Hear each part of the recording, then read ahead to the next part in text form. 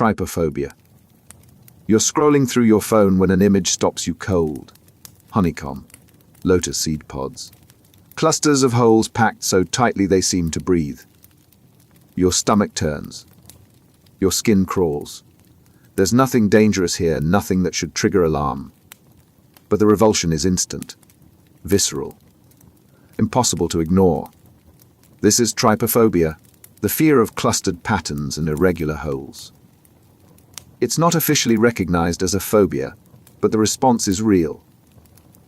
What's happening isn't about the holes themselves. It's what your brain mistakes them for. The human visual system detects threats fast, long before conscious thought kicks in. Certain patterns match the visual signature of danger. Diseased skin, parasitic infections, poisonous animals that display warning patterns on their bodies.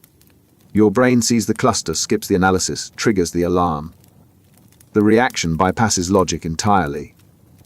You're not thinking, this could be dangerous. You're feeling it before the thought even forms. Pupils dilate. Heart rate spikes. The urge to look away becomes overwhelming. But something keeps pulling your eyes back, forcing you to confirm the threat even as your brain screams to escape. The pattern shows up everywhere once you notice it. Aerated chocolate. Coral. Bubbles in batter. The trigger isn't the object. It's the arrangement, the density, the way the shapes repeat without being uniform. And here's what makes it worse: avoidance doesn't help. The more you try not to look, the more your brain stays on high alert, scanning for the pattern you're trying to escape. You're not afraid of holes. You're caught in a loop where your threat system misfires, over and over, convincing you that something harmless is deadly. Thanatophobia. Late at night when the distractions fade, the thought creeps in. One day you won't exist, not asleep, not somewhere else, just gone. And once it arrives, it doesn't leave quietly. Your chest tightens. Your breathing shallows. The certainty of death, something you've always known, suddenly becomes unbearable. This is thanatophobia, the overwhelming fear of death itself.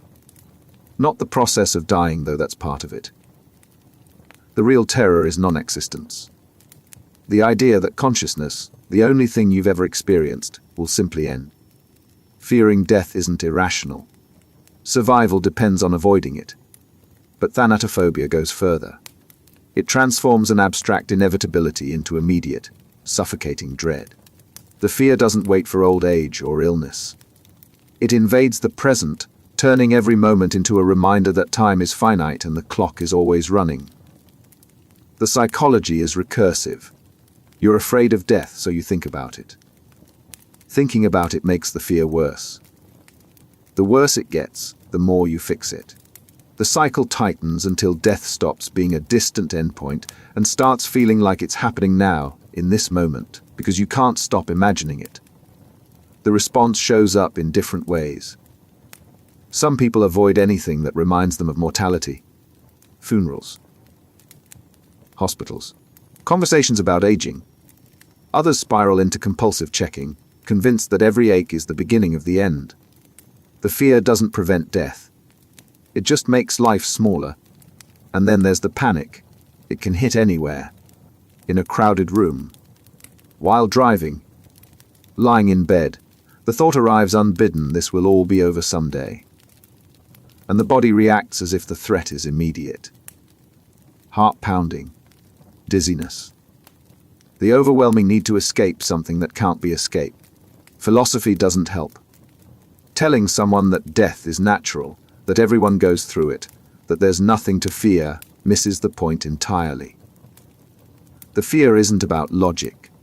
It's about the inability to comprehend the end of comprehension itself. How do you imagine not imagining? How do you accept that one day there will be no you left to accept anything? The fear doesn't resolve. It just becomes something you carry. Some people learn to set it down for a while, to let the thought pass without engaging. Others never do. They live in the shadow of an ending they can see coming but can never prepare for. Atelophobia. You've been staring at the same paragraph for 20 minutes.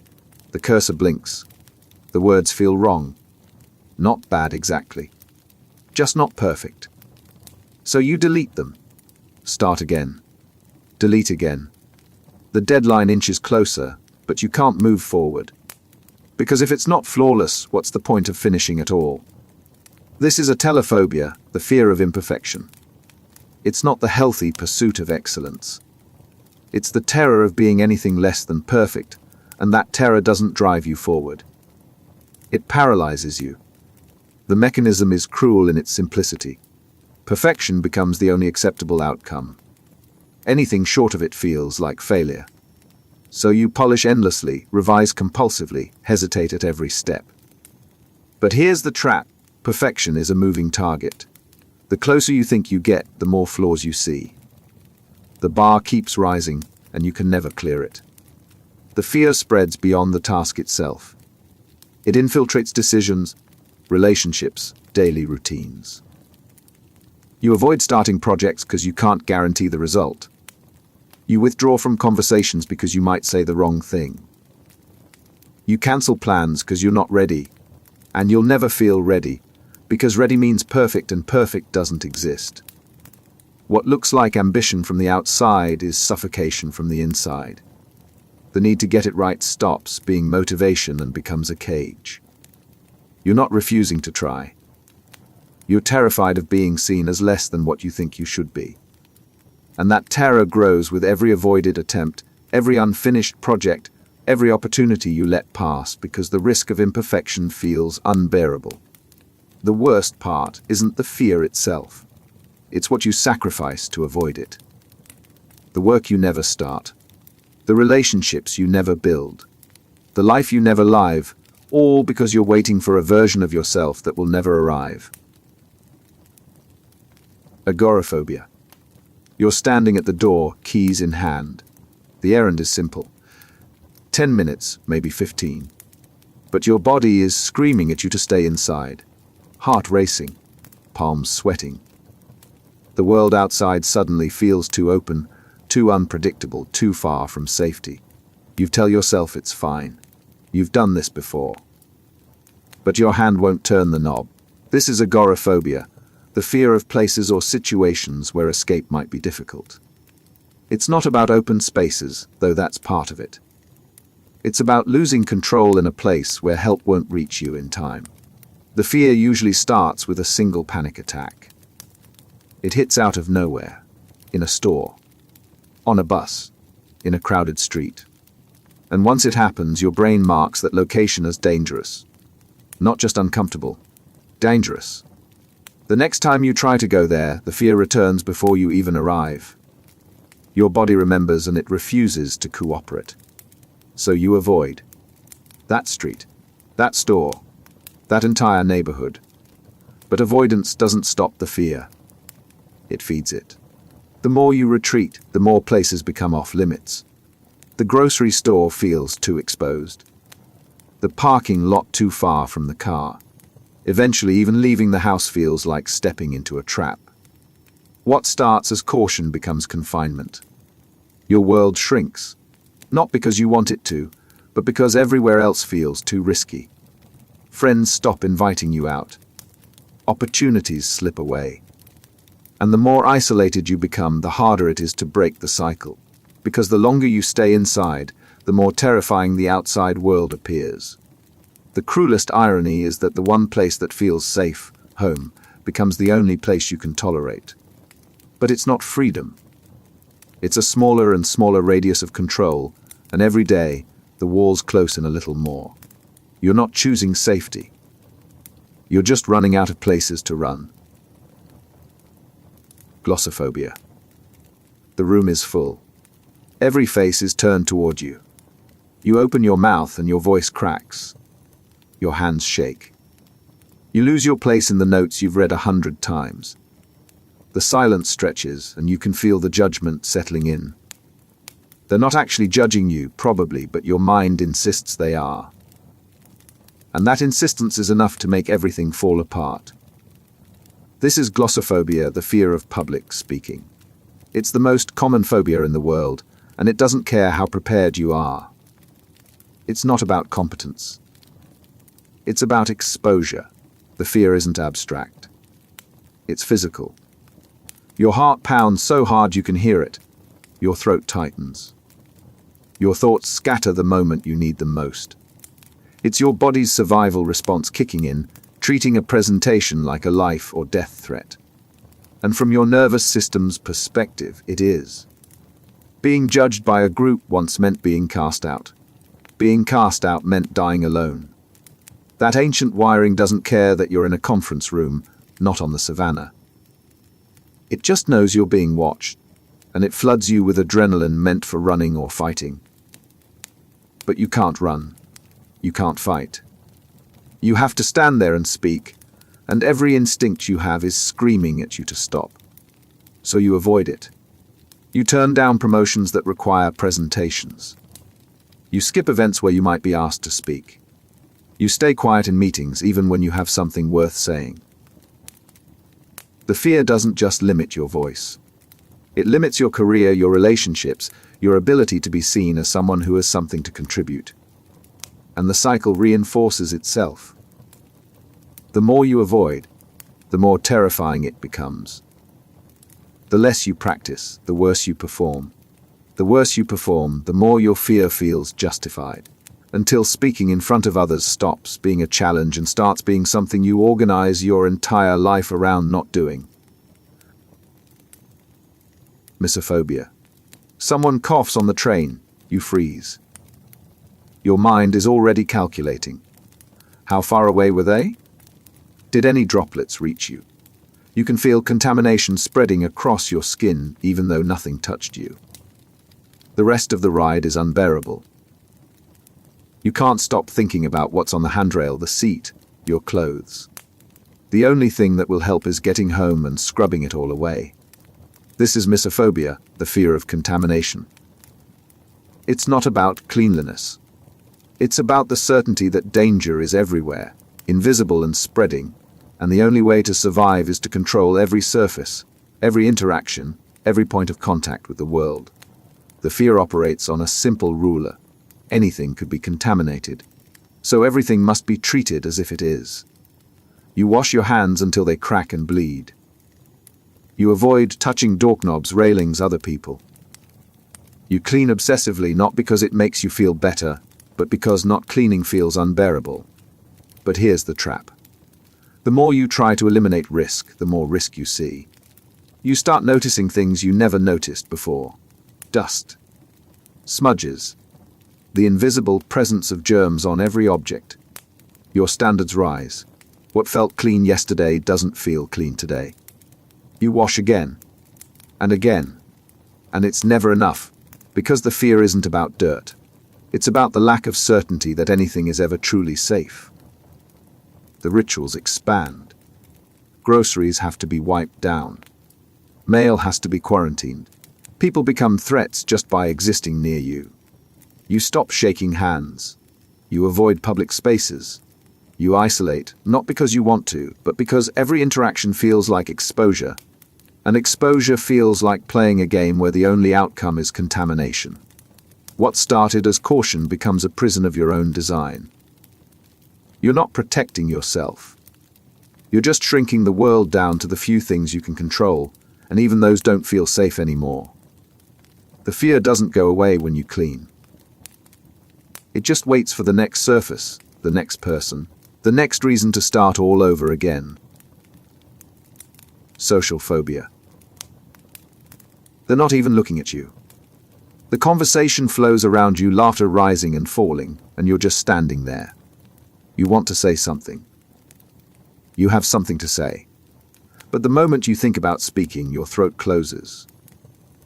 What if it comes out wrong? What if they judge you? What if the room goes silent and everyone realizes you don't belong here? Social phobia isn't shyness. Shyness fades with familiarity. This doesn't. It's the overwhelming fear of being judged, evaluated, and found lacking in any social situation. Not just public speaking. Every interaction. Every gathering. Every moment where someone might be watching. The fear starts before you even arrive. You rehearse conversations that haven't happened yet. You imagine every possible way you could embarrass yourself. By the time you walk into the room, you're already exhausted from fighting a threat that only exists in your mind. And then you're there, and the fear becomes physical. Heart racing, hands shaking.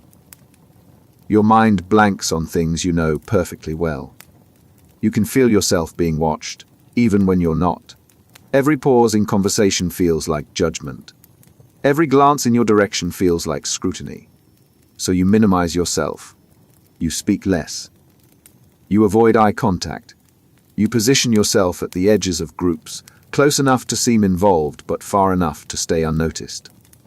You're not participating. You're just trying to survive until you can leave. The avoidance spreads. You turn down invitations. You skip events.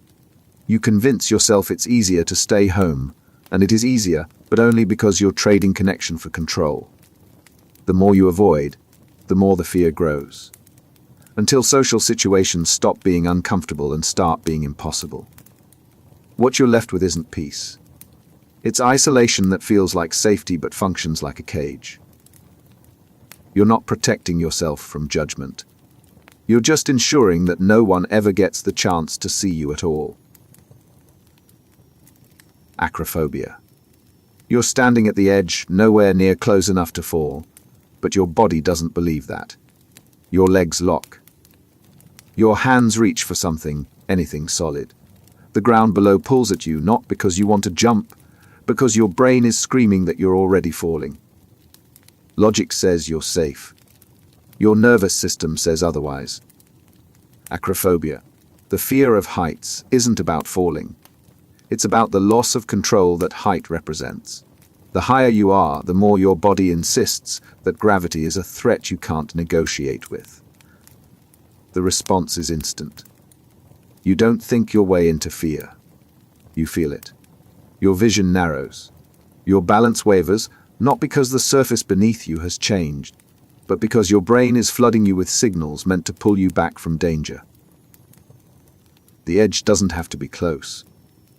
Just knowing it's there is enough. And here's the cruelest part. The fear creates the very instability it's trying to prevent. Your muscles tense. Your breathing shallows. You start to sway, and that slight movement convinces your body that you were right to be afraid. The loop tightens. You're not afraid of the height anymore. You're afraid of what your own fear is doing to you. The world starts closing in. You avoid tall buildings. You take stairs instead of glass elevators. You turn down trips that involve mountains, bridges, observation decks. You're not making careful choices. You're just shrinking the world to ground level. And even that doesn't always feel safe enough. What started as caution becomes a boundary you can't cross. And the higher the place you avoid, the more your fear insists it was dangerous all along. You're not protecting yourself from heights. You're teaching yourself that you can't trust your own body to handle them. Claustrophobia. The elevator doors close. It's just you and 3 other people in a space barely larger than a closet. The walls press in. The air feels thinner. You know it's fine. Elevators are safe. But your body is in full revolt. You need to get out. Now. And you can't, because the doors won't open until the elevator decides they will. Claustrophobia isn't fear of small spaces. It's fear of being trapped in them. The size matters less than the control. If you can't leave when you want to, the space becomes a cage. And your mind treats cages like life or death situations. The panic doesn't wait for logic. Your chest tightens. Your heart hammers. You start counting the seconds until the doors open, and every second feels longer than the last. You're not thinking about what could go wrong. You're just drowning in the certainty that you're stuck, and stuck means helpless, and helpless means danger. It spreads. Elevators. Crowded trains. Windowless rooms. Airplanes. Anywhere you can't walk away from whenever you choose. The fear doesn't care if the space is objectively safe. It only cares whether you're in control, and in small spaces you never are. So you avoid. You take the stairs, even when it's 10 flights. You skip trips that involve flying. You turn down jobs in buildings with no windows. You're not being cautious. You're organizing your entire life around the requirement that you always have an escape route. And the more you organize around it, the more trapped you feel even in open spaces. The irony is suffocating. You're trying to avoid feeling trapped, but the fear itself becomes the cage. You're not free. You're just constantly calculating whether the next space will let you leave when the panic hits. Nyctophobia. The lights go out. Not all of them, just enough. The room dims. Shadows stretch across the walls, and suddenly you can't see the corners anymore. You know nothing has changed. You know you're alone. But your mind fills the darkness with shapes that weren't there a second ago. Something could be watching. Something could be moving, and you wouldn't know until it was too late. Nyctophobia, the fear of darkness, isn't about the absence of light. It's about the absence of certainty. In the dark, your eyes can't confirm what your mind suspects. And when your mind suspects everything, the dark becomes unbearable. The fear is ancient. Darkness once meant real danger. Predators hunted at night. Threats moved unseen. Your ancestors survived by fearing what they couldn't see. But you're not on the savannah anymore. You're in your own home. And still, the fear triggers as if the threat is real, because your brain doesn't know the difference between ancestral danger and modern darkness. Your imagination does the rest. Every sound gets louder. Every creak becomes footsteps. Your mind constructs scenarios faster than you can dismiss them, and the more you try to reassure yourself, the more your fear insists that reassurance is dangerous, because letting your guard down is how you get hurt. So you keep the lights on. You avoid dark hallways. You check closets and corners before bed. You're not being childish. You're trying to control a fear that feels completely uncontrollable. But the more you arrange your life around avoiding darkness, the more your fear grows. Because avoidance doesn't prove the darkness is safe. It just proves you still believe it's dangerous. What you're left with isn't comfort.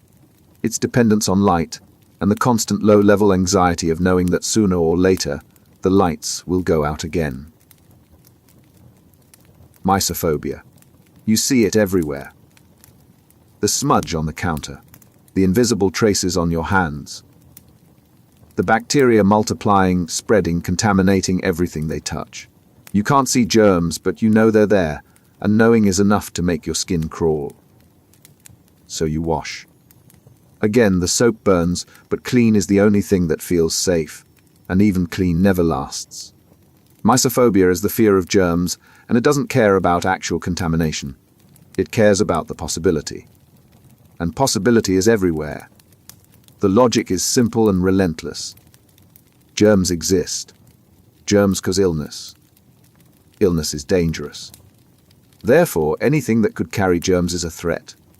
And because nearly everything could carry germs, nearly everything becomes dangerous. Your world divides into clean and contaminated, and the boundary keeps shifting. You start with reasonable precautions. Washing hands after using the bathroom. Wiping down surfaces. But reasonable doesn't feel like enough, because the fear isn't about hygiene. It's about control. And you can never fully control something invisible. So the rituals expand. You wash your hands until they crack. You avoid touching anything in public. You clean your home compulsively, scrubbing the same surfaces over and over, not because they're dirty, but because they might be. You're not maintaining cleanliness. You're trying to eliminate uncertainty, and uncertainty can't be eliminated. The fear bleeds into every interaction. Handshakes become threats. Shared spaces become contamination zones. You avoid people, not because you don't like them, but because they carry the invisible danger you can't stop thinking about. And here's the trap.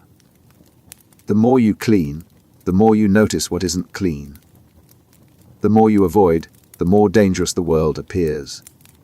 You're not protecting yourself from germs. You're building a world where safety requires constant vigilance.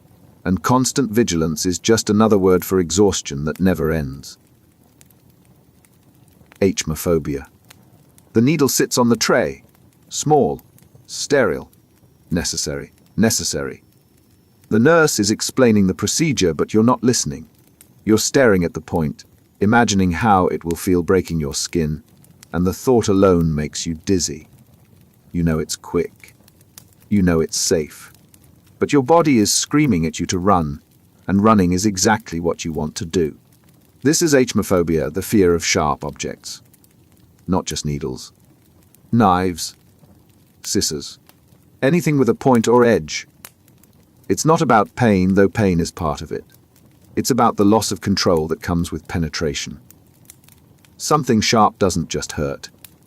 It violates the boundary of your body, and your mind treats that violation as catastrophic. The fear escalates in medical settings where sharp objects aren't optional. You need the vaccine. You need the blood test. You need the procedure. But knowing you need it doesn't make the fear go away. It just makes you feel trapped between two unbearable choices: endure the thing you're terrified of, or risk the consequences of avoidance. So you avoid. You skip routine checkups. You delay necessary treatments. You convince yourself it's not that important, and maybe it isn't, until it is. Until the thing you're avoiding becomes the thing you can't avoid anymore. And by then, it's worse. Even outside of medical contexts, the fear limits you. You can't cook comfortably because knives are everywhere. You tense up in craft stores. You avoid situations where sharp objects might be present. And that includes more of life than you'd think. The worst part isn't the fear itself. It's the knowledge that you're letting something small control something large. That a piece of metal, wielded carefully by a trained professional, has more power over your decisions than your own rational mind. You're not afraid of the object. You're afraid of what it represents, a moment where your body stops being entirely yours, and there's nothing you can do to stop it. Hemophobia. The cut is small. A paper edge. Nothing serious. But the moment you see the blood, everything tilts. Your vision tunnels. Your legs give out. You're not fainting from pain. You're fainting from the sight of your own blood leaving your body, and your brain treats that sight like a system failure it can't process. Hemophobia is the fear of blood, but the response is unlike most other phobias. Where other fears spike your heart rate, this one crashes it. Your blood pressure drops. Your body shuts down.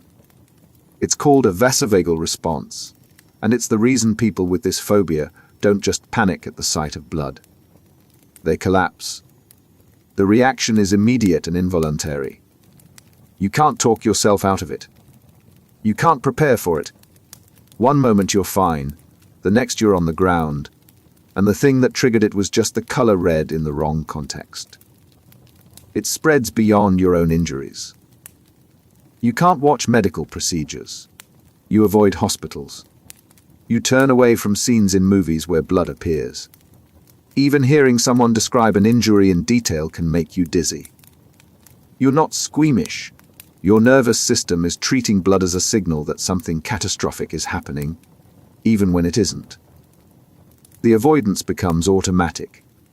You don't seek medical help when you need it because the blood test alone might knock you out. You skip routine checkups. You let small injuries go untreated because dealing with them means confronting the one thing your body can't handle. And here's what makes it unbearable. You can't control the response. You can force yourself into other feared situations and survive through willpower. But with blood, willpower doesn't matter. Your body overrides you, and there's nothing you can do to stop it. Nosocomephobia. The building looms ahead. Clean. Sterile. Necessary. But you can't make yourself go inside. It's not just the smell or the fluorescent lights. It's what hospitals represent. Sickness. Suffering. The place where bodies fail and people don't always leave. And walking through those doors feels like stepping closer to your own mortality. Nosocomephobia, the fear of hospitals, isn't about the medical care itself. It's about the associations. Hospitals are where bad news gets delivered, where pain happens, where the illusion of control dissolves, and you're reminded that your body can betray you in ways you can't fix. The fear starts with one bad experience, or sometimes no experience at all. Just the knowledge of what happens inside those walls. And once the association forms, it doesn't matter that hospitals are also where people get better. All you can think about is what went wrong there, who didn't come home, what you might find out if you walk through that door. So you avoid. You skip appointments. You ignore symptoms. You convince yourself that whatever's wrong isn't serious enough to justify going to the place that terrifies you. And maybe it isn't. Until it is. Until the thing you've been avoiding becomes the thing that can't wait any longer. The cruelest irony is that the place designed to help you becomes the place you can't access. You're not avoiding hospitals because you don't need them. You're avoiding them because the fear of what they represent is stronger than the fear of what might happen if you don't go. And every avoided visit makes the fear worse, because now you're not just afraid of hospitals. You're afraid of what you've let go untreated while you stayed away. Dentophobia. You're in the chair. The light is too bright. The tools are too close. The dentist is explaining the procedure, but all you hear is the sound of the drill warming up, and that sound alone is enough to make you want to run. You're not a child. You know this is necessary. But your body doesn't care. It just knows that you're trapped and something is about to hurt. Dentophobia, the fear of dental work, is more than discomfort. It's the complete inability to tolerate the experience, even when you know it's essential. The issue isn't pain, though pain is part of it. It's the loss of control. You're reclined, mouth open, unable to speak or move, while someone works on one of the most sensitive parts of your body. The anticipation is worse than the appointment itself. Days before, you're already imagining the pressure, the scraping, the drill. By the time you arrive, if you arrive, you're so wound up that every sensation feels amplified. The numbing needle feels like a violation. The scraping feels unbearable. You're not overacting. Your nervous system is in full revolt, so you cancel. You reschedule. You put it off until the pain becomes impossible to ignore. And by then, what could have been a simple filling has turned into something much worse. The fear doesn't protect you from dental problems. It just ensures that when you finally face them, they're bigger than they needed to be. And the cycle reinforces itself. The worse the problem gets, the more invasive the treatment. The more invasive the treatment, the more justified your fear feels. You're not avoiding the dentist because you're irrational. You're avoiding it because every postponed appointment proves that going is as bad as you thought it would be. Tokophobia. The test is positive. For most people, this is the beginning of something. For you, it's the start of a countdown you can't stop. 9 months of your body changing in ways you can't control. Pain you can't avoid. A process that ends in a moment where your body might not survive, and even if it does, it will never be the same. Tokophobia is the fear of pregnancy and childbirth, and it's not about vanity or inconvenience. It's terror. The kind that makes pregnancy feel less like a natural process and more like an invasion. Something is growing inside you, changing you, using your body in ways you didn't consent to, and there's no way out that doesn't involve trauma. The fear is specific. You're not afraid of babies. You're afraid of what pregnancy does to your body. The nausea, the swelling, the loss of autonomy, the way your body stops being fully yours for the better part of a year. And then there's labor, the unavoidable endpoint, where your body will go through something you've been told is the worst pain most people ever experience. For some, the fear means avoiding pregnancy entirely. For others, it means demanding interventions that might not be medically necessary just to regain a sense of control. You're not being difficult. You're trying to survive something that feels fundamentally unsafe, even though you're told it's natural. The worst part is the isolation. People don't understand how you can be terrified of something so common. They tell you it's worth it. They tell you your body is built for this. But your fear isn't about capability.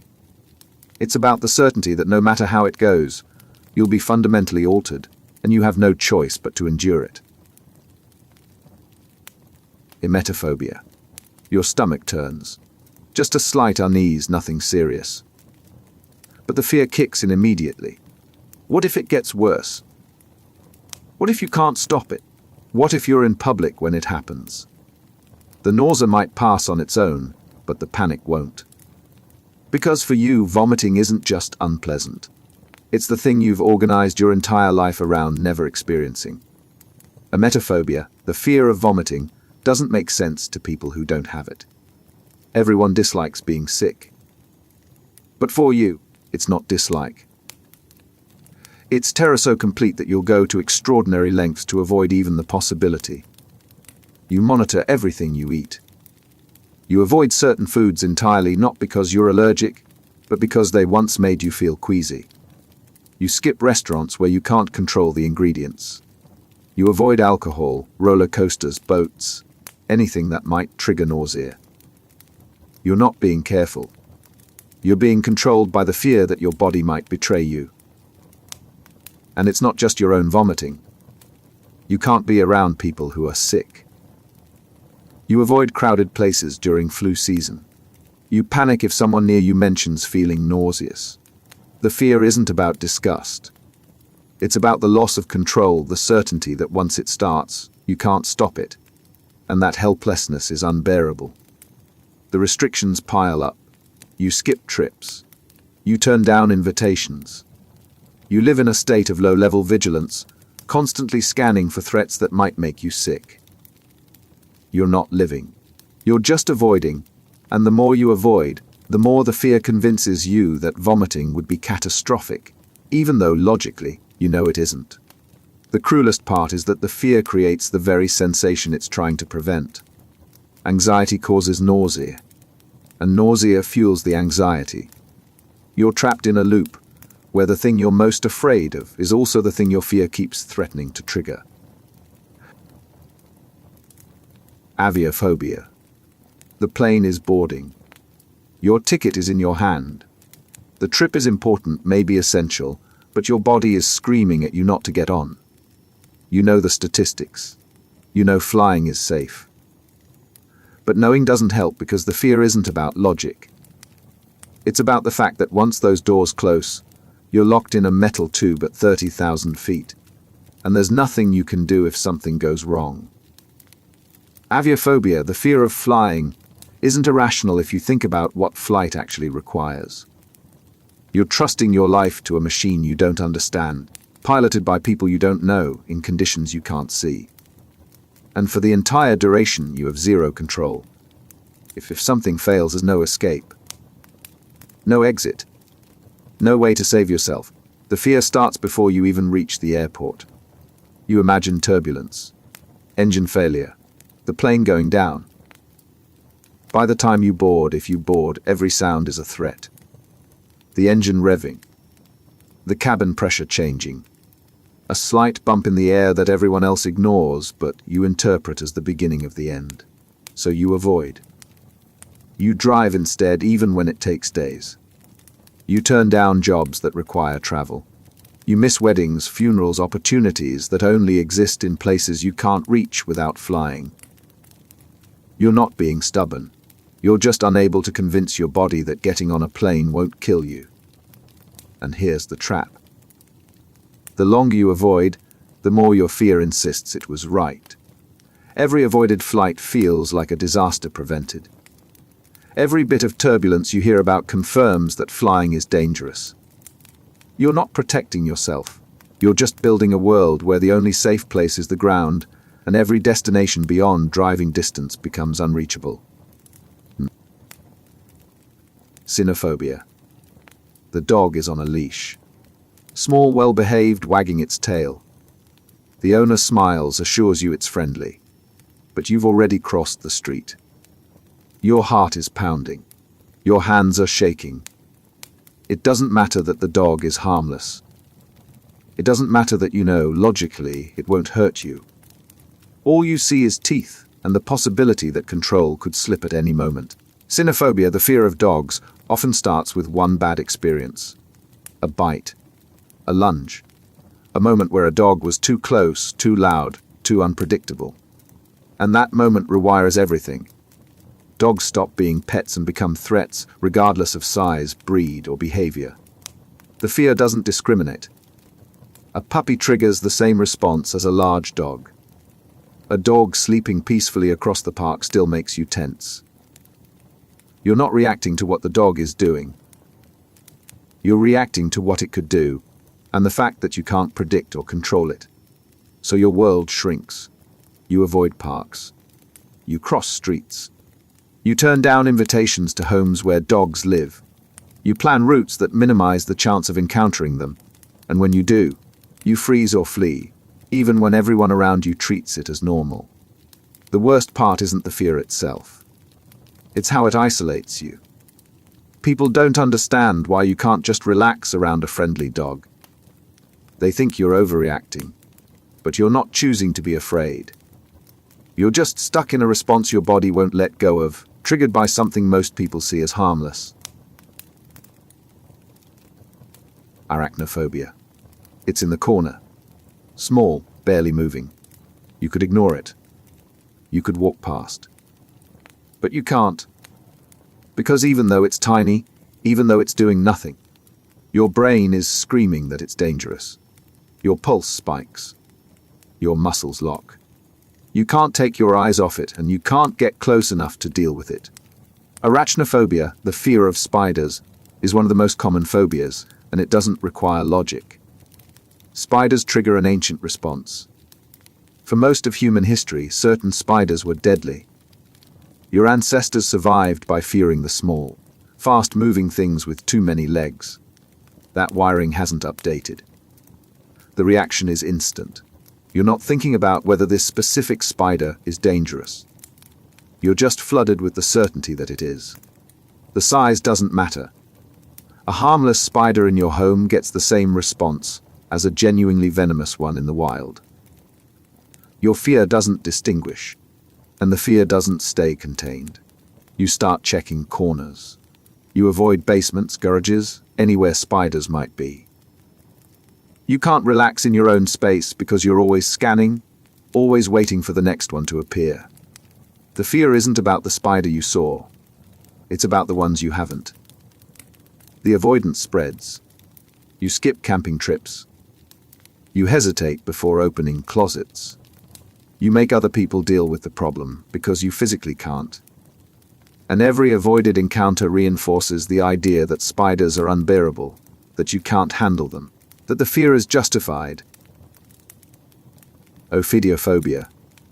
The path is clear until it isn't. A shape in the grass, long, smooth, motionless. It might be a stick. But the moment your brain registers the pattern, you're already backing away. Your body doesn't wait for confirmation. It just knows snake. Ophidiophobia, the fear of snakes, is hardwired. Humans evolved alongside venomous snakes, and the ones who hesitated didn't survive. That fear is still there, passed down through generations, and it doesn't care that most snakes you'll ever encounter are harmless. The response is immediate and total. You don't analyze the species. You don't check for danger signs. You just react. Your heart rate spikes. Your breathing shallows. You need distance, and you need it now. The fear bypasses conscious thought entirely, and it spreads beyond actual encounters. You avoid hiking trails. You skip outdoor events. You scan the ground obsessively, looking for movement that might be a snake. Even pictures or videos can trigger the response. Your fear isn't about real danger. It's about the possibility, and possibility is everywhere. The irony is that the fear makes you more vulnerable. You're so focused on avoiding snakes that you miss other hazards. You take longer routes, skip experiences. Organize your life around not encountering something you'll probably never see anyway. The fear doesn't protect you. It just narrows your world. Astraphobia. The sky darkens. You check the forecast. Storm warnings. Your stomach drops. It's not here yet, but you're already preparing. Closing windows. Unplugging electronics. Finding somewhere to hide when the thunder starts. Because once it begins, there's no stopping it, and there's nothing you can do but endure. Astrophobia. The fear of thunder and lightning is about more than loud noises. It's about facing a force of nature you can't negotiate with, can't escape from, can't control. The storm happens whether you're ready or not, and all you can do is wait for it to pass. The fear builds before the first crack of thunder. You're tracking the storm's approach, watching the sky, counting the seconds between lightning and sound. The anticipation is worse than the event itself. You're already afraid of what's coming, and knowing it's inevitable doesn't help. And then it hits. Each boom rattles through you. Each flash makes you flinch. You can't focus on anything else. You can't calm down. You just have to sit there, trapped in your own fear, until nature decides it's done. The avoidance is impossible. You can't control the weather. You can't prevent storms. So instead you limit yourself. You avoid travel during storm season. You cancel plans if bad weather is forecast. You organize your life around minimizing exposure to something you can't actually avoid. What makes it unbearable is the helplessness. You can avoid dogs, spiders, heights. But you can't avoid weather. It happens, and when it does, all you can do is endure the fear and hope it ends quickly. Taphophobia. You're lying still. The space is tight, dark, and suddenly, your mind supplies the thought, what if you couldn't move? What if this was permanent? What if you were trapped here, aware but unable to escape, and no one knew you were still alive? Taphophobia, the fear of being buried alive, sounds medieval. But the terror is visceral and present. It's not about the likelihood. It's about the possibility that you could be mistaken for dead and trapped in a space with no air, no light, no escape, fully conscious and completely helpless. The fear connects to deeper anxieties. It's about losing all control, being at the mercy of others' mistakes, suffocating slowly, aware the entire time. It's one of the few scenarios where death isn't the fear. Being trapped between life and death is. And it's not just about burial. The fear extends to any situation where you're immobilized and dependent on others to notice you're still there. Medical procedures. Paralysis. Anywhere your consciousness could be active while your body appears dead. The anxiety creeps into daily life. You avoid confined spaces because they trigger the same suffocating helplessness. You obsess over making sure people know you're alive. You avoid situations where you might be overlooked or forgotten. You're not planning for death.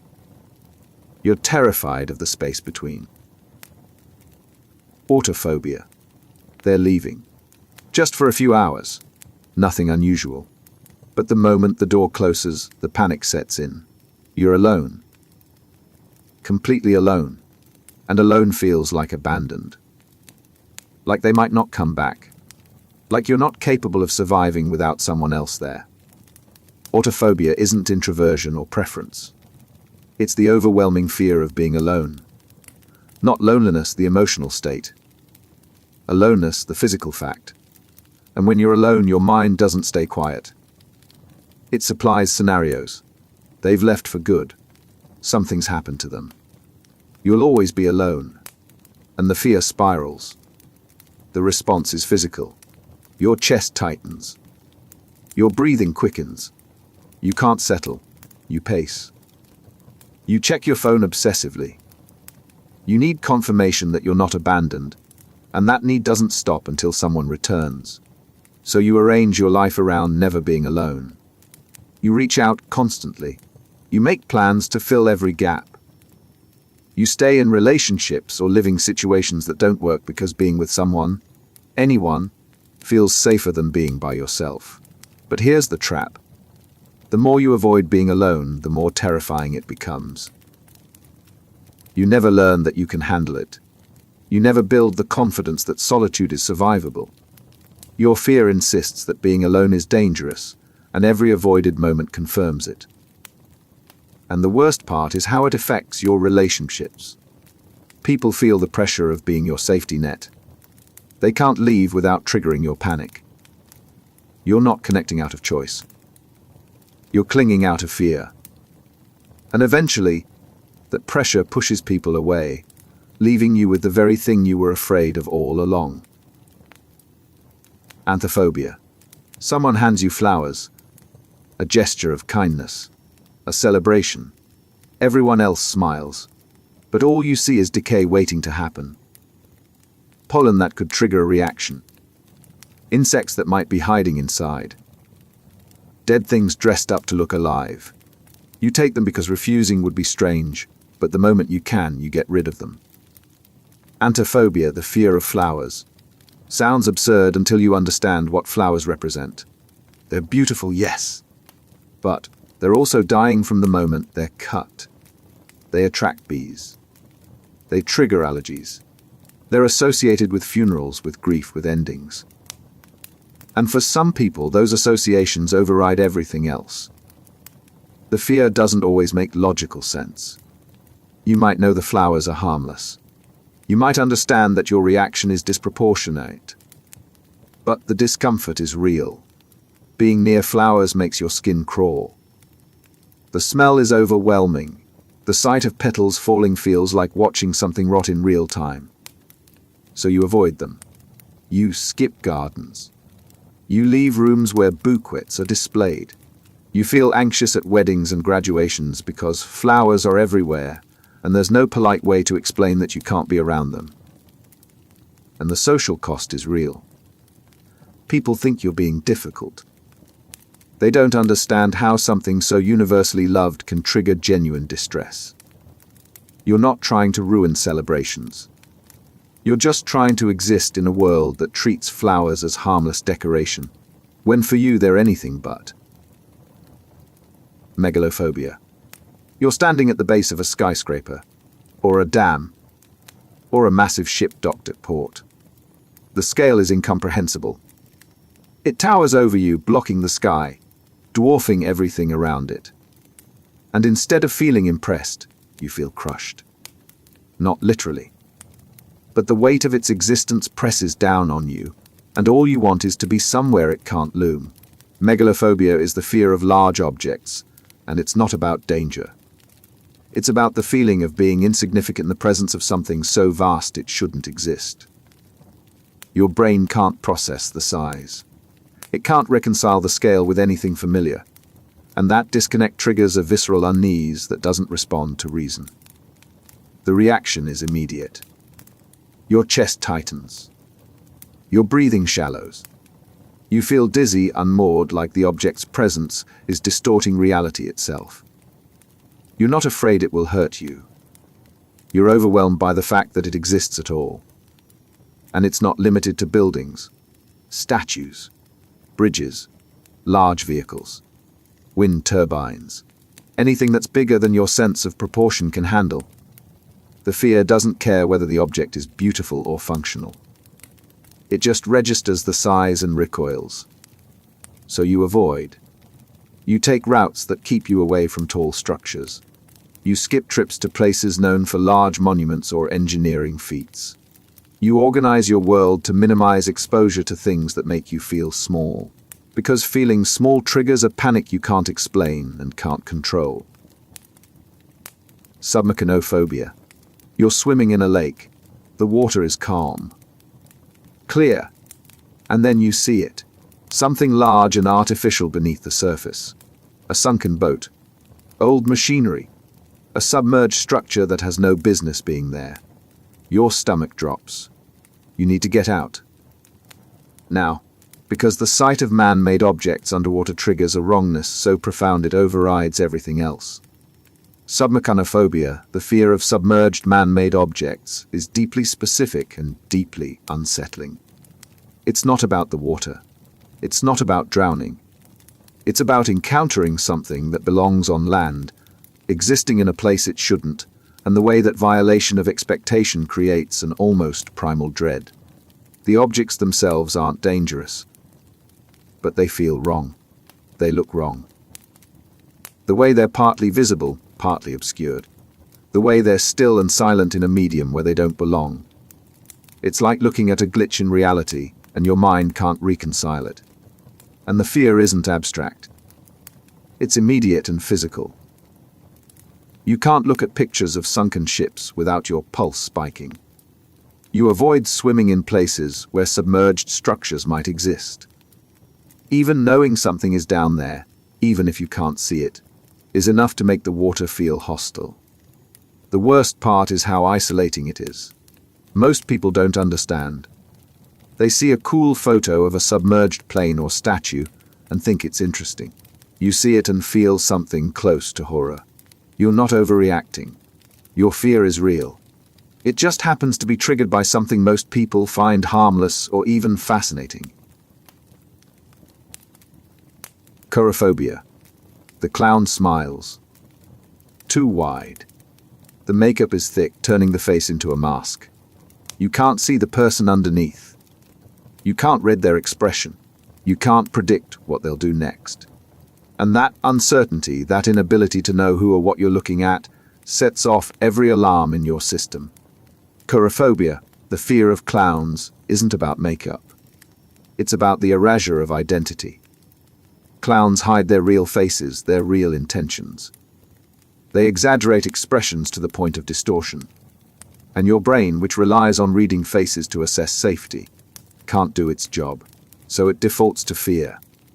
The unpredictability makes it worse. Clowns are supposed to be funny, but their humor is often chaotic. They invade personal space. They act in ways that violate social norms. And because you can't see the person behind the makeup, you can't tell whether their behavior is performance or something else. And then there's the cultural baggage. Horror movies, news, stories. The archetype of the sinister clown has been reinforced so many times that even people who weren't afraid before start to question whether the fear is justified. Maybe it is. Maybe it isn't. But once the association forms, it's hard to shake. So you avoid. You skip parties where entertainers might be present. You leave events if a clown appears.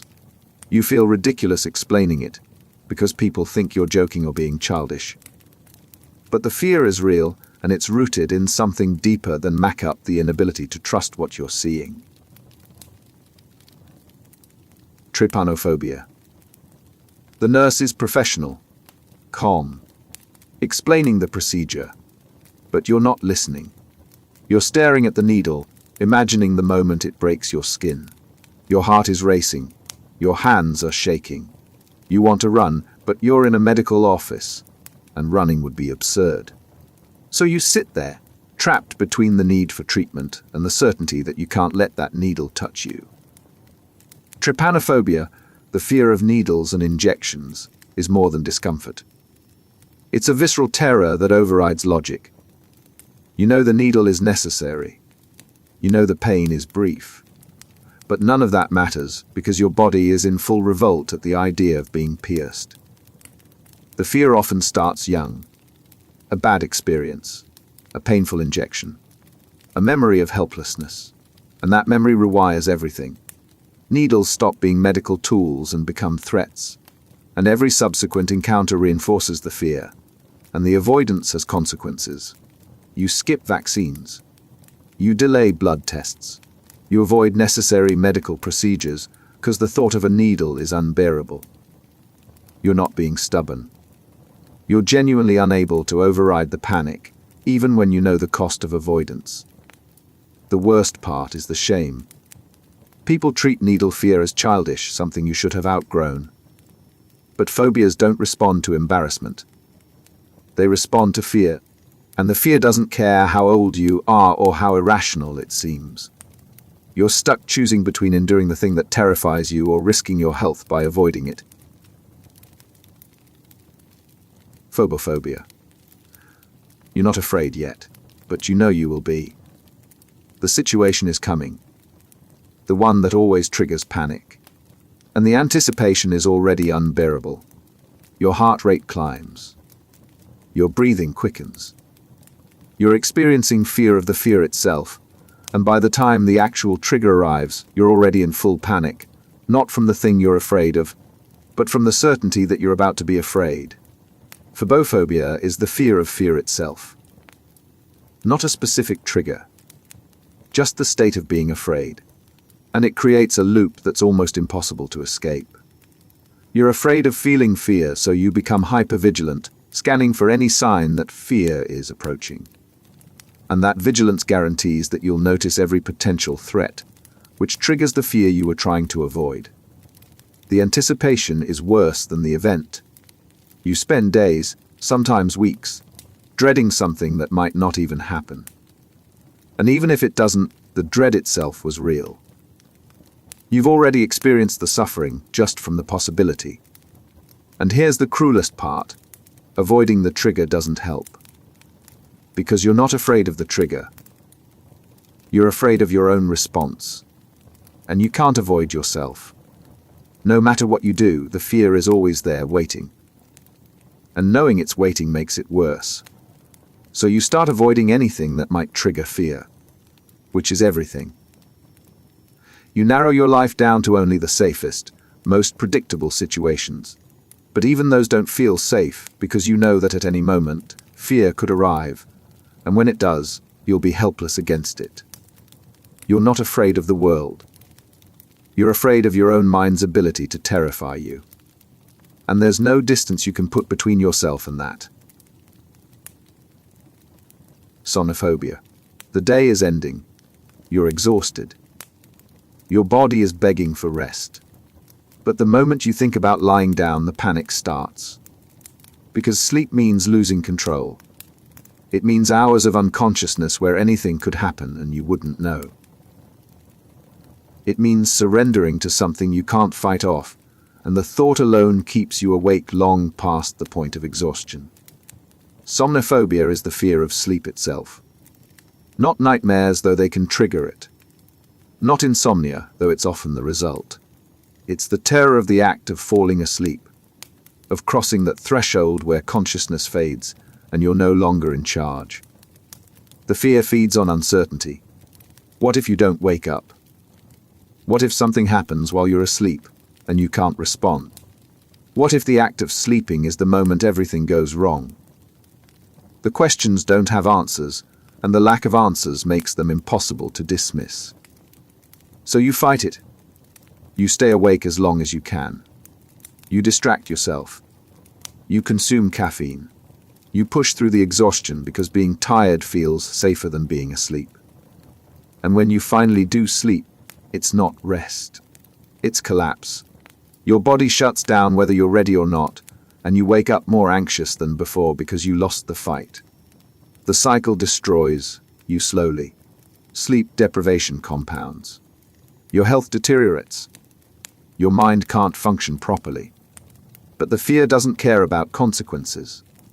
It just insists that staying awake is the only way to stay safe, even as staying awake becomes the thing that's actually killing you. Nosophobia. You feel fine. Completely fine. But you've been checking symptoms for an hour. That slight headache. That twinge in your chest. That moment of dizziness that could mean nothing or could mean everything. Because if it's something serious, you need to catch it early. And if you're not vigilant, you'll miss the warning signs until it's too late. Nosophobia, the fear of disease, turns your body into a minefield. Every sensation becomes a potential symptom. Every ache is evidence of something catastrophic. You're not paranoid, you're hyper-aware, and that awareness convinces you that illness is always one missed signal away. The fear doesn't wait for actual symptoms. It anticipates them. You read about diseases and suddenly recognize every sign in yourself. You hear about someone getting sick and become convinced you have it too.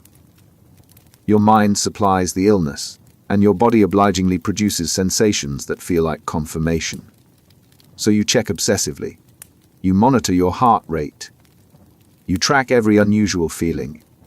You visit doctors constantly, seeking reassurance that never lasts because the fear insists that this time they might have missed something.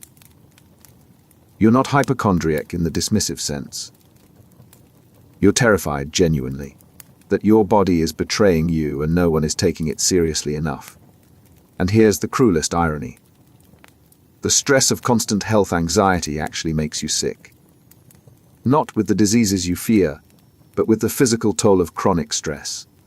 Headaches, fatigue, digestive issues.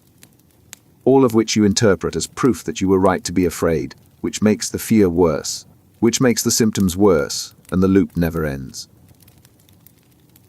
Scopophobia. You walk into the room. People glance up. It's normal. Casual. But you feel their eyes on you like weight, like pressure, like judgment materializing in real time. You can't tell what they're thinking, and not knowing makes it worse. Are they noticing your mistakes, your flaws, the things you're trying to hide? You're not being watched more than anyone else, but it feels like you are, and that feeling is unbearable. Scopophobia, the fear of being looked at, isn't vanity. It's not about wanting attention or fearing you're not attractive enough. It's about the vulnerability of being seen. When someone looks at you, they're evaluating you consciously or not, and that evaluation feels like exposure. The fear makes you hyper-aware of your own visibility. You monitor how you're standing, how you're moving, whether you're doing anything that might draw more attention. You try to become invisible, to minimize your presence, because the less noticeable you are, the less you have to endure being observed. But you can't actually become invisible, so you avoid. You skip events where people might look at you. You sit in corners. You arrive late and leave early. You organize your entire life around minimizing the time you spend in anyone's line of sight. And the isolation compounds the fear. The less you're looked at, the more terrifying it becomes when it happens. You lose practice being visible. You convince yourself that being seen is dangerous, and every avoided glance confirms it. You're not protecting yourself from judgment. You're just ensuring that you never learn how to tolerate being perceived. Haphophobia. Someone reaches out to shake your hand. A friendly gesture. Routine. But the moment their skin touches yours, you flinch. It's not personal. It's not about them. It's the contact itself. The violation of your physical boundary. The sensation of someone else's body against yours, and the way that touch makes you feel trapped, exposed, like you've lost a layer of protection you didn't know you needed it until it was gone. Haphophobia is the fear of being touched, and it's not about germs or pain. It's about autonomy. Your body is yours. Touch means someone else crossing that boundary, and even when it's consensual, even when it's gentle, it feels like an intrusion you can't quite tolerate. The fear makes everyday interactions excruciating. Handshakes, hugs, accidental contact in crowds. Every touch triggers the same response: immediate discomfort, the overwhelming need to pull away, the sense that your space has been violated even when the touch was innocent. So you create distance. You avoid crowded places. You find reasons not to greet people physically. You position yourself so touch is less likely. You're not rude. You're just trying to maintain the boundary that everyone else seems to cross without thinking. And people don't understand. They think you're cold. Unfriendly.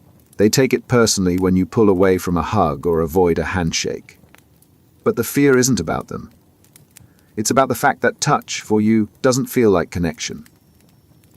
It feels like trespass.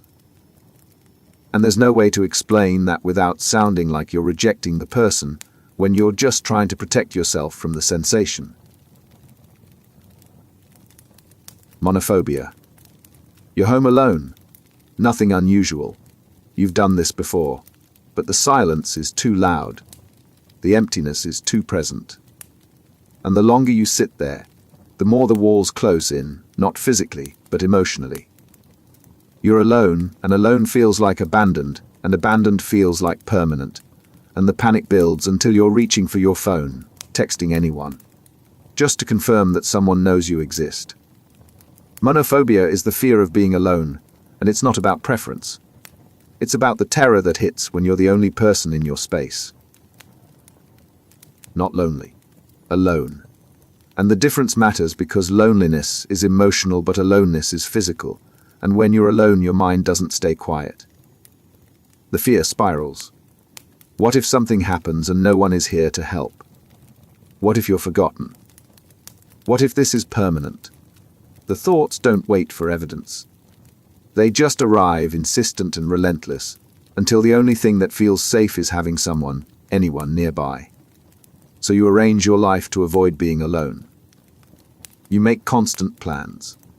You stay in situations that don't serve you because leaving means solitude. You reach out obsessively, not because you need conversation, but because you need confirmation that you're not isolated. But the fear doesn't stay contained. It leaks into your relationships. People feel the pressure of being your lifeline. They can't leave without triggering your panic. And eventually, that pressure becomes too much. They pull away, not because they don't care, but because being responsible for your sense of safety is exhausting. And when they leave, you're alone again, facing the very thing you were afraid of, except now it feels like proof that you were right to be terrified all along.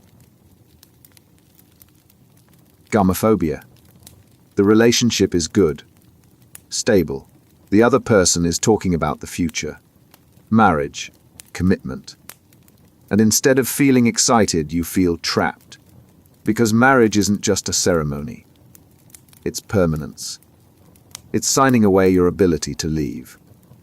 It's locking yourself into a choice you made when you were one version of yourself, and hoping that version still makes sense years from now, when everything has changed.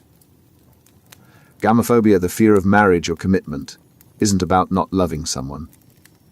It's about the terror of being bound, of losing the option to choose differently, of committing to a future you can't predict with a person who might change in ways you can't anticipate. The fear fixates on worst-case scenarios. What if you grow apart?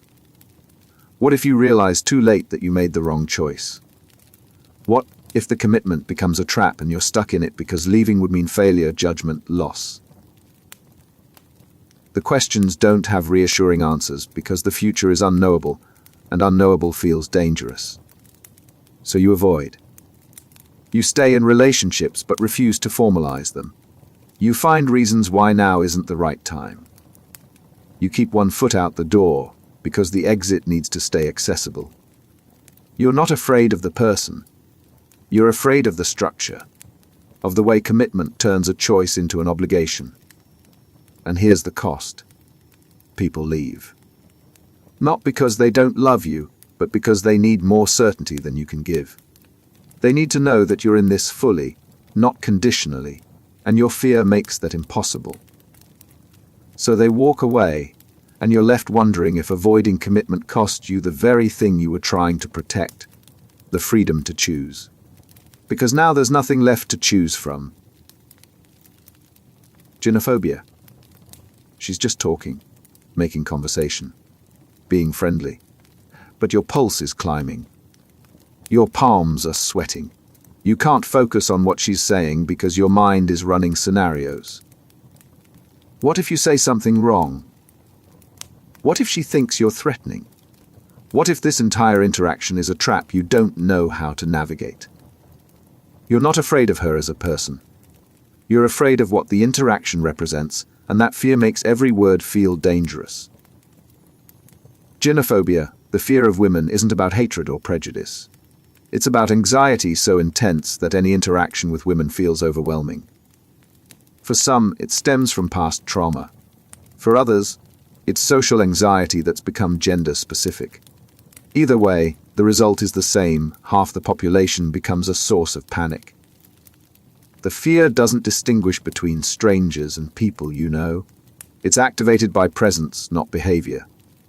A woman could be doing nothing threatening, and the fear still triggers. Because it's not about what she's doing. It's about your inability to feel safe in the interaction. And the avoidance compounds everything. You skip social events where women will be present. You avoid workplaces or situations that require interaction. You isolate yourself not because you want to, but because isolation feels safer than facing the fear. The cost is devastating. You miss opportunities. You lose connections. You build a life so small that you never have to confront the thing that terrifies you, and in doing so, you confirm that the fear was justified. Because if you can't handle simple interactions, how could you possibly handle more? The fear doesn't protect you. It just ensures you never learn that most of what you're afraid of exists only in your mind.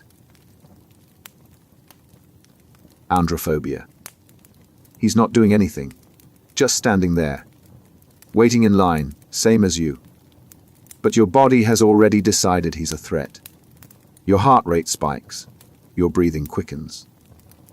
You're scanning for exits, for escape routes, for anything that will get you away from him. You know, logically, that he's probably harmless. But logic doesn't matter when your nervous system is screaming that danger is present and you need to leave now. Androphobia, the fear of men, is often rooted in experience, past trauma, assault, abuse. Moments where men were threats, and those moments rewired your threat detection system to treat all men as potential danger, regardless of context or behavior. The fear doesn't care about individual men. It responds to the category, size, voice, presence.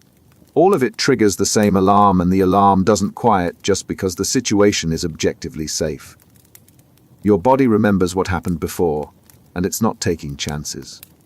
So you avoid. You stay away from places where men are likely to be. You organize your life to minimize contact. You choose jobs, routes, activities based on whether you'll have to interact with men, and every avoided interaction reinforces the belief that men are dangerous.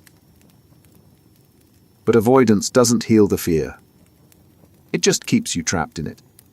You never get the chance to learn that not all men are threats, because you're too busy protecting yourself from the possibility.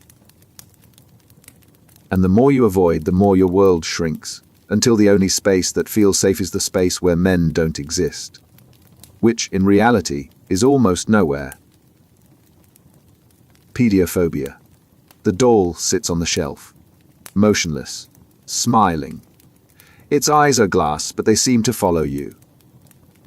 Its expression is frozen, but it feels like it's watching. You know it's inanimate. You know it can't move. But the wrongness of it, the almost human quality that stops just short of life, triggers something primal that you can't shut off. Ophidiophobia, the fear of dolls, taps into a phenomenon called the uncanny valley. When something looks almost human but not quite, your brain rejects it. It's close enough to trigger recognition, but the differences signal that something is wrong. And wrong, in evolutionary terms, often meant dangerous. The fear isn't about the doll itself. It's about the dissonance. Dolls have faces, expressions, eyes that seem to look. But they don't blink. They don't move naturally. They exist in a space between object and person, and that in-between space feels threatening even when there's no logical reason for it. And the fear gets reinforced culturally. Horror movies. Stories of haunted dolls. The idea that these objects could come to life and act with malice. Even if you don't believe it consciously, the association forms. Dolls become linked with threat, and once that link exists, it's hard to break, so you avoid them. You can't visit certain stores. You skip events where dolls might be present. You feel ridiculous explaining it because people think it's childish, but the fear is real. And every time you see a doll and feel that spike of unease, it confirms that your fear is justified, even if you can't fully explain why. Bathyphobia. You're standing at the edge. Not close enough to fall, but close enough to see how far down it goes. The drop stretches below you, deeper than you can process, and your body reacts as if you're already falling. Your stomach lurches. Your legs weaken. You step back, but the image stays with you. The depth, the distance, the certainty that if you fell, there would be nothing to stop you until you hit bottom. Bathyphobia, the fear of depth, isn't just about heights. It's about the vertical distance itself. Looking down into a canyon, staring into deep water, standing at the top of a stairwell that seems to go on forever. The depth triggers a visceral response that has nothing to do with whether you're actually at risk of falling. The fear fixates on the space between you and the bottom. The emptiness. The distance that your mind can't quite grasp. And the more you try to measure it, the worse the fear gets, because depth becomes incomprehensible. Your brain can't hold the scale, so it defaults to panic. And it's not limited to physical depth. Swimming over deep water, even when you're not near the bottom, triggers the same fear. Because you know it's there. The depth exists beneath you, and knowing it's there is enough to make you feel like you're suspended over a void. So you avoid. You stay away from edges. You don't swim in deep water. You organize your life to keep depth at a distance. But the fear doesn't go away. It just waits for the next time you're forced to confront it, and when you are, it's as intense as ever. Triskaidekaphobia. The room number is 13. The date is the 13th. The time reads 13 past the hour. And every time you see it, something tightens in your chest. It's just a number. You know it's just a number. But the association is so deeply embedded that you can't dismiss it. 13 means bad luck. 13 means something will go wrong. And even if nothing does, the anxiety of waiting for it is enough to ruin whatever you're doing. Triskaidekaphobia, the fear of the number 13, is entirely cultural. There's nothing inherently dangerous about 13. But centuries of superstition have linked it to misfortune, and that link is strong enough to trigger real anxiety in people who would otherwise consider themselves rational. The fear operates on anticipation. When 13 appears, you start scanning for problems. And because you're scanning, you notice things you'd normally ignore. A minor inconvenience becomes proof that 13 brought bad luck. A coincidence becomes confirmation. The fear creates a filter that interprets everything through the lens of the number. And the avoidance is everywhere. Hotels skip the 13th floor. Airlines avoid row 13. You plan around the 13th of the month, rescheduling important events to avoid the date entirely. You're not protecting yourself from danger. You're just feeding a superstition that gains power every time you give it credence. The cruelest part is that avoiding 13 doesn't reduce the fear. It reinforces it. Because every time you avoid the number and nothing bad happens, you convince yourself that the avoidance worked. That 13 really is dangerous, and you were right to stay away. The fear doesn't need evidence. It just needs you to keep believing. Nosophobia. Your phone isn't in your pocket. You pat yourself down, check your bag, retrace your steps. The panic is immediate. Not because you need to make a call. Not because you're expecting a message. Just because the phone isn't there, and without it, you feel disconnected. Vulnerable. Like you've lost access to something essential, and the longer you're without it, the more the anxiety builds. Nosophobia, the fear of being without your mobile phone, is a modern phobia, but the response is ancient. The phone has become an extension of your sense of security. It's how you stay connected, how you navigate, how you access information. Without it, you're cut off, and being cut off feels dangerous even when it isn't. The fear isn't about the device itself. It's about what the device represents. Control. Connection. The ability to reach out if something goes wrong. When the phone is gone, that safety net disappears, and you're left feeling exposed in a way that's hard to articulate but impossible to ignore. And the dependency deepens over time. You check your phone constantly, not because you need to, but because not checking feels uncomfortable. You keep it within arm's reach at all times. You panic if the battery runs low. You've built a life where being without your phone, even briefly, feels like a crisis. The cost is constant low-level anxiety. You're never fully present because part of you is always monitoring the phone, always checking, always making sure it's there. And when it's not, the fear takes over completely, convincing you that something terrible will happen simply because you can't access the one tool that makes you feel safe. Misophobia. The keys are in your hand. The car is right there. The route is familiar. But the thought of getting behind the wheel makes your stomach turn.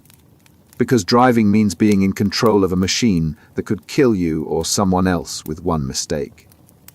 And the weight of that responsibility, the certainty that anything could go wrong at any moment, is too much to bear. Misophobia, the fear of driving, isn't about not knowing how to drive. It's about the constant awareness of risk. Every other car is a potential collision. Every pedestrian is someone you could hit. Every moment on the road is a moment where your attention could slip and everything could go catastrophically wrong. The fear often starts with one bad experience. An accident. A near miss. A moment where you lost control and realized how fragile safety really is. And that moment rewires everything. Driving stops being routine and becomes a series of potential disasters you're trying to prevent all at once while moving at high speed. So you avoid. You find excuses not to drive. You rely on others for transportation. You limit where you can go to places within walking distance or public transit. And every avoided trip reinforces the belief that driving is too dangerous, that you're not capable of handling it, that the only safe choice is not to drive at all. But the avoidance has costs. You lose independence. You miss opportunities. You become dependent on others in ways that make you feel trapped. And the longer you avoid, the more terrifying driving becomes, because you never get the chance to learn that most trips end safely. You're just left with the fear, growing larger every time you choose not to get in the car. Agoraphobia. You have an idea, a goal, something you want to try. But before you even start, your mind supplies every way it could go wrong. You embarrass yourself. You'll waste time and resources. You'll prove that you were never capable of succeeding in the first place. And the certainty of failure, even though nothing has happened yet, is enough to stop you from trying at all. Agoraphobia, the fear of failure, doesn't wait for actual failure. It anticipates it. It treats every attempt as a potential humiliation, and the only way to avoid humiliation is to never put yourself in a position where failure is possible. The fear fixates on outcomes, not the process, not the learning, just the binary succeed or fail. And when success feels uncertain, failure becomes inevitable in your mind. So why try? Why expose yourself to judgment, to disappointment, to the confirmation that you weren't good enough? The avoidance becomes total. You don't apply for jobs you're not certain you'll get. You don't pursue relationships unless you know they'll work. You don't start projects unless you can guarantee the result. You're not being careful. You're being paralyzed by the need for certainty that doesn't exist. And here's the cruelest part. By avoiding failure, you guarantee a different kind of failure. The failure of never trying. The failure of living a smaller life than you're capable of. The failure of looking back and realizing that fear didn't protect you from anything. It just kept you from finding out what you could have done. Gelatophobia. You say something, not a joke, just a comment, and someone laughs, not maliciously, not even directed at you, probably. But your mind immediately supplies the interpretation they're laughing at you. You said something stupid, something that revealed a flaw. And now they see it, and they think you're ridiculous, and the latter is proof. Gelatophobia, the fear of being laughed at, transforms every social interaction into a potential humiliation. Laughter stops being neutral. It stops being joy. It becomes judgment, mockery, evidence that you're being evaluated and found lacking. The fear makes you hypervigilant. You monitor every word before you say it. You analyze conversations for anything that might trigger laughter. You avoid humor entirely because if you try to be funny and fail, the laughter will confirm that you're not just unfunny. You're pathetic.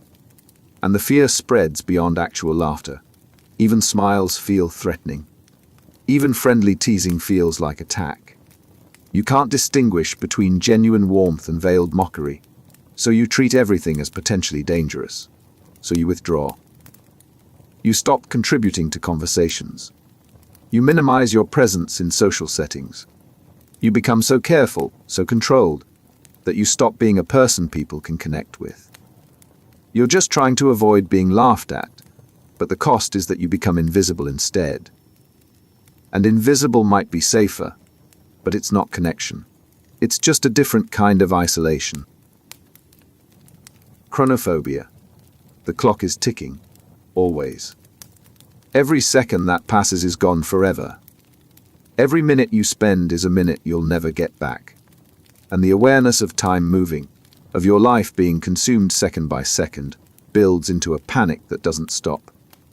Because you can't stop time. You can't slow it down. You can only watch it disappear. And the watching itself feels like drowning. Chronophobia, the fear of time passing, turns awareness of mortality into constant crisis. It's not about fearing death directly. It's about the relentless forward motion. The way time erodes everything. The way you're getting older with every breath, and there's nothing you can do to stop it. The fear makes every moment feel wasted. You're not productive enough. Not present enough. Not making the most of the time you have. And the pressure to maximize every second makes it impossible to enjoy anything, because enjoyment feels like time spent on something that won't last. So, you spiral. You track time obsessively. You calculate how much you have left. You fixate on aging, on missed opportunities, on all the things you haven't done and might never do.